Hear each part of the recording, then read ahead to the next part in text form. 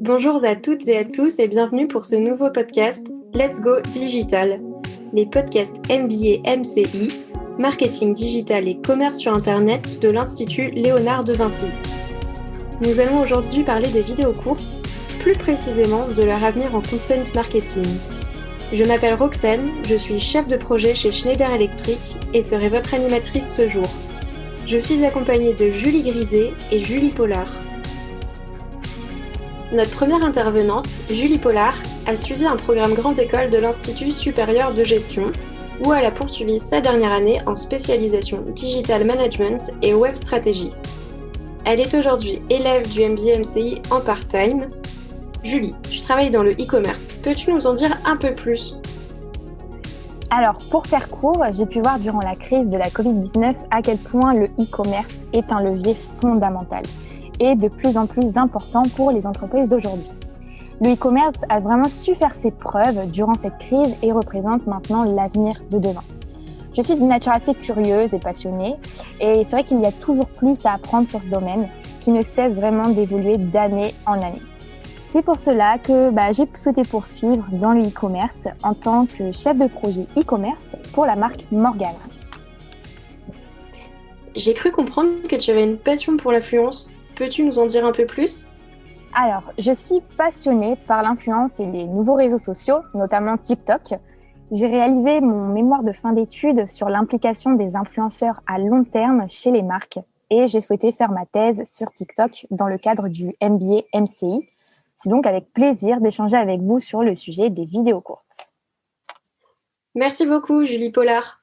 Notre seconde intervenante aujourd'hui, Julie Griset, a débuté des études d'ingénieur en biologie. Pendant un an, elle a été chef de produit dans une start-up de cosmétiques. Elle est aujourd'hui élève du MBA-MCI en part-time. Julie, peux-tu nous dire comment tu as fait pour arriver dans le marketing ? Bien sûr. En effet, comme nous le disait Roxane, j'ai tout d'abord travaillé en tant que chef de produit cosmétique dans une jeune start-up. Comme nous étions peu nombreux, j'ai touché à tous les domaines au sein de l'entreprise, dont le marketing, ce qui m'a donné envie de me spécialiser en marketing digital. J'ai donc décidé de me former au MBA-MCI, où je travaille en alternance en tant que Digital Marketing Manager chez Mademoiselle Saint-Germain, la fameuse start-up de cosmétiques où j'ai fait mes débuts. Et je suis très heureuse de pouvoir échanger avec vous aujourd'hui sur l'usage des vidéos courtes en marketing digital. Plaisir partagé. Merci beaucoup Julie Griset pour cette présentation. Pour introduire notre thème du jour, vous avez dû remarquer qu'au fil du temps, de nombreuses plateformes de réseaux sociaux ou de marques par exemple utilisent de plus en plus les supports vidéo, plus particulièrement les vidéos courtes. Pourquoi ? Parce que cela permet de capter davantage notre attention. De plus, la vidéo permet d'humaniser le contenu et c'est ce que nous préférons en tant qu'utilisateurs. Selon Stéphanie Marius, journaliste pour le e-commerce mag, au 4e trimestre 2020, les messages vidéo sur Twitter ont augmenté de 26,7%, de 4,6% sur Facebook et de 5,9% sur Instagram. Les Julie, selon vous, la vidéo est-elle un bon support ?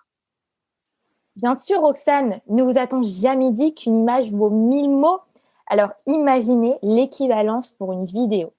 La vidéo est efficace car elle va demander peu d'efforts, moins de concentration à l'utilisateur et on peut ainsi mettre davantage d'informations dans une vidéo que dans un long texte. Le support vidéo va au-delà des sens. Effectivement, Julie. Les vidéos permettent de transmettre davantage d'émotions, je suis bien d'accord. Et elles touchent plusieurs types de mémoire. En effet, le texte ne fait intervenir que la mémoire visuelle. Alors qu'une vidéo peut stimuler la mémoire visuelle, certes, tout comme la mémoire auditive. Du coup, si la vidéo est correctement ficelée, si elle est drôle, si la bande sonore est bien choisie, attractive, ou bien si le storytelling est captivant, le support vidéo est une véritable clé pour capter une audience et lui délivrer un message. Je suis totalement d'accord avec vous, Julie, et je pense qu'en termes de retour sur investissement, la vidéo est plus qu'indispensable aujourd'hui. Merci pour vos échanges. Et si je peux appuyer vos propos, selon une étude Tister que j'ai récemment pu lire, les vidéos génèrent 30% d'interactions en plus que les photos et 2 fois plus de partages. De plus, 75% des internautes sont susceptibles de suivre la page d'une marque si elle contient des vidéos et 42% des Français ont déjà fait un achat après avoir regardé une vidéo sur un social media. La majorité d'entre nous préfèrent aujourd'hui regarder une vidéo que de lire des articles, même si aujourd'hui, de moins en moins de personnes regardent la télévision pour se concentrer sur le mobile. Les Julie, pouvez-vous nous donner votre avis sur l'abandon de la télévision pour l'ordinateur et le mobile? Bien sûr, et sachez que tout d'abord, Statista a réalisé un graphique montrant que le temps passé devant la télévision décroît en faveur du temps passé sur le smartphone et l'ordinateur. Cela veut simplement dire qu'il y a en fait un changement de support pour regarder des contenus, notamment vidéographiques. Et selon une étude donc de 2016, Cisco prévoyait qu'en 2020, la vidéo représenterait 82% du trafic Internet, ce qui est vraiment incroyable. Et on constate donc qu'il y a en fait un réel changement d'habitude au fil des années en défaveur de la télévision. Mais du coup, comment on peut expliquer ce changement à votre avis? En fait, le smartphone est beaucoup plus facile d'accès et grâce à Internet mobile qui se démocratise, on a en fait toutes les informations et les contenus souhaités au moment voulu. Aujourd'hui, on n'a vraiment plus besoin d'attendre de rentrer chez soi pour pouvoir visionner une vidéo. Je suis tout à fait d'accord. Je pense que miser sur les vidéos sur Internet a donc un grand intérêt. Plus les personnes délaisseront la télé, plus elles iront sur des supports tels que le téléphone mobile ou l'ordinateur pour consommer de la vidéo. Que ce soit des replays, des vidéos longues sur YouTube, du streaming comme Netflix ou Amazon Prime, mais même sans oublier bien sûr les vidéos d'applications telles que TikTok ou Instagram. En effet, mais je pense que l'inconvénient d'être davantage sur Internet pour visionner du contenu peut être vraiment problématique. Ah bon? Mais pourquoi donc? Car aujourd'hui, notre attention est stimulée et sollicitée par trop de contenu. On se lasse beaucoup trop vite de ce que l'on regarde. Et nous sommes dans l'attente constante de découvrir et passer à autre chose. Et notre curiosité va parfois au-delà de notre attention. C'est exactement ça, Julie. D'année en année, l'attention humaine baisse. En 2020, on a constaté que la moyenne d'attention humaine est passée en dessous de celle d'un poisson rouge. Ce qui est, dites-moi si je me trompe, tout à fait inquiétant. Nous serions passés de 12 à 8 secondes d'attention en moyenne. Celle du poisson rouge est estimée à 9 secondes. Vous vous rendez compte? Oh là là, oui. Oh là là, oui. Le problème majeur de la société actuelle, selon moi, est que nous voulons à tout prix nous adapter à cette baisse d'attention. Diminution du temps des vidéos, diminution de la durée des musiques, de la longueur des articles de blog, par exemple. Tout est fait pour que les contenus soient adaptés à l'attention humaine. De toute façon, en marketing, il faut s'adapter. Donc finalement, c'est normal d'aller dans ce sens-là. En effet. Et il est vrai qu'aujourd'hui, il existe de nombreuses applications qui proposent des vidéos courtes. Je pense que pour nos auditeurs, il serait intéressant de faire un petit comparatif. Julie Pollard, est-ce que tu peux nous présenter ton application de prédilection TikTok? Mais bien sûr, Roxane. Alors, pour te résumer brièvement, TikTok a su parfaitement trouver le type de support idéal pour cela. Des vidéos courtes de 15 à 60 secondes. Plus les vidéos seront courtes, plus le risque de lasser l'utilisateur sera faible. C'est également grâce à ce type de vidéos courtes que TikTok a su performer, notamment auprès des millénials? Oui, bien sûr, Roxane. On regarde une vidéo de 15-30 secondes sur TikTok et on passe, on zappe, on regarde une autre vidéo. Finalement, TikTok nous propose des contenus courts qui nous plaisent. C'est impossible d'être lassé rapidement. Ce qui explique qu'un utilisateur passe environ 52 minutes en moyenne par jour sur l'application et relance plusieurs fois l'application dans la journée. Et par rapport aux autres applications? Le temps de session sur TikTok est largement devant ses concurrents. Effectivement, Julie. Si je peux me permettre, à titre d'exemple, la durée en 2018 d'une section sur TikTok était de 294 secondes. Quant à Instagram, ce temps était de 144 secondes et simplement 80 secondes pour Snapchat. Avec son format de vidéo associé à son algorithme attractif, TikTok a su trouver les moyens pour nous concentrer. Contenu court plus contenu addictif égale équation parfaite. C'est donc l'algorithme TikTok qui permet un tel succès, non? Effectivement, Roxane, l'algorithme TikTok est complètement fou. C'est vraiment grâce à ça qu'ils ont le lead sur les vidéos courtes. Est-ce que vous saviez qu'ils comparent l'algorithme TikTok à de la drogue? Et durant mon interview avec Jérémy Bendayan, qui est donc le fondateur de Splasher, il m'a dit que le taux de rétention de TikTok est de 90%. C'est de la pure folie. Ah mais c'est complètement dingue.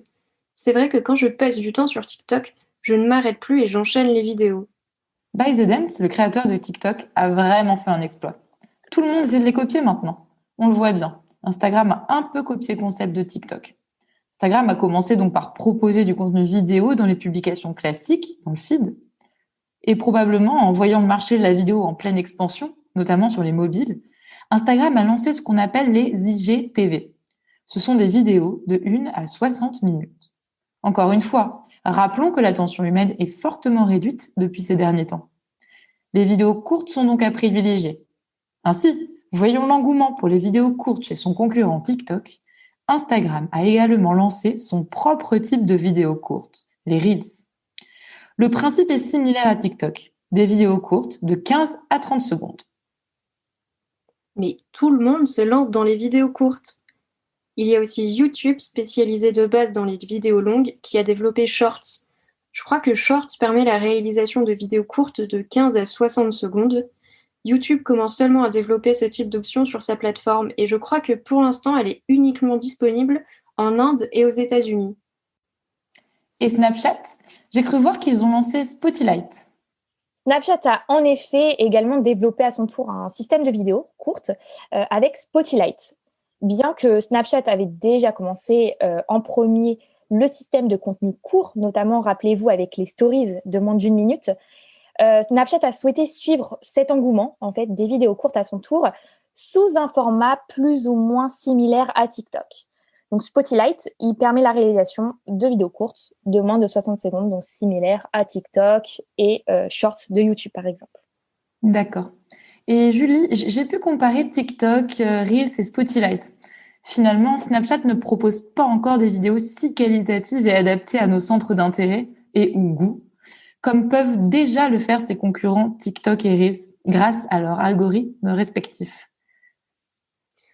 Finalement, je crois que tous les grands acteurs des réseaux sociaux ont bien compris les changements d'habitude et ils s'y sont tous adaptés. Après, c'est vrai que je suis d'accord, j'ai l'impression que Spotlight ne marche pas tant que ça.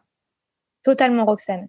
Jérémy Bendaïa, encore une fois, m'avait également dit qu'il avait parlé aux personnes de Snapchat et ils lui ont dit qu'ils avaient perdu beaucoup d'utilisateurs. Et en fait, aujourd'hui, Snapchat est plus vu comme une messagerie, un peu comme le WhatsApp des jeunes de maintenant. Un dernier mot, les filles ? La vidéo, c'est un plus. Mais courte, c'est encore mieux. Et c'est notre dernier mot, Roxane. Merci les filles. Effectivement, j'espère que tous nos auditeurs auront compris le message désormais. Merci beaucoup les Julie pour l'échange et j'espère qu'on se retrouvera pour un nouveau podcast très prochainement. Merci beaucoup Roxane. Merci pour cet accueil, c'était super. En attendant, retrouvez tous nos articles sur le thème du digital sur le blog du MBA MCI. Et si vous souhaitez rejoindre cette exceptionnelle formation dirigée par le grand, l'incroyable italien Alexandre Stopnicki, rendez-vous sur le site de l'Institut Léonard de Vinci. Devenez vous aussi des Italons. À très bientôt sur MBA MCI Let's Go Digital.